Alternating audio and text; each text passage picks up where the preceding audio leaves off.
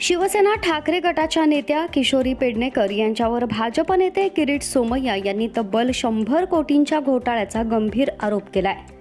2021 मध्ये मुलुंड नाट्यगृह संकल्प आणि अंधेरी संकुल हे 15 वर्षांसाठी भाड्यानं देताना मोठा आर्थिक गैरव्यवहार झाल्याचा दावा सोमय्या यांनी केलाय।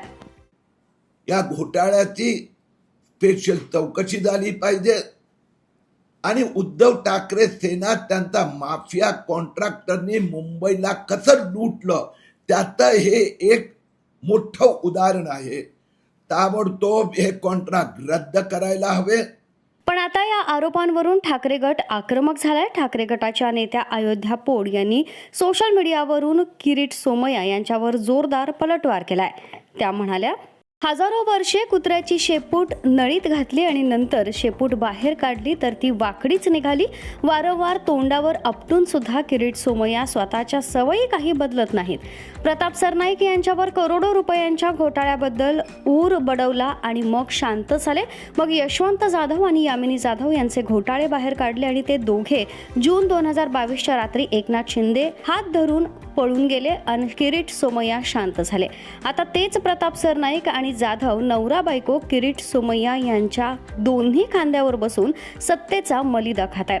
किरीट सोमय्या यांनी जसा अनिल परब साहेबांवर आरोप केला आणि तोंडघशी पडले, तसाच आज किशोरी पेडणेकर ताईंवर आरोप केले, पण पुन्हा तोंडघशी पडणार हे देखील नक्की आहे। काहीतरी पदरात पडेल या आशेनं रोज उठून ठाकरेंच्या शिलेदारांवर आरोप करता, पण देवा भाऊ तुमच्या पदरात काहीच टाकत नाहीत। उलट तुम्हीच वारंवार उघडे पडता। सुधरा जरा किरीट सोमय्या। प्रताप सरनाईक व यशवंत जाधव, यामिनी जाधव यांच्या घोटाळ्यांचं पुढे काय झालं? किरीट सोमय्या असा सवाल त्यांनी उपस्थित केलाय। आता किशोरी पेडणेकर प्रकरणावरून मुंबईचं राजकारण पुन्हा एकदा पेटलंय। किरीट सोमय्या यांनी केलेले 100 कोटींच्या घोटाळ्यांचे आरोप खरंच पुराव्यांसह पुढे जाणार का, की याआधी अनिल परब प्रकरणात जसं झालं तसं पुन्हा एकदा सोमय्या तोंडावर पडणार? ठाकरे गटानं अयोध्या पोळ यांच्या माध्यमातून अत्यंत आक्रमक आणि जहरी शब्दात पलटवार केल्यानंतर आता सोमय्या यावर काय उत्तर देणार याकडे सगळ्यांचं लक्ष लागलंय। प्रताप सरनाईक, यशवंत जाधव प्रकरणांचा मुद्दा उपस्थित करत ठाकरे गटानं भाजपला कोंडीत पकडण्याचा प्रयत्न केलाय।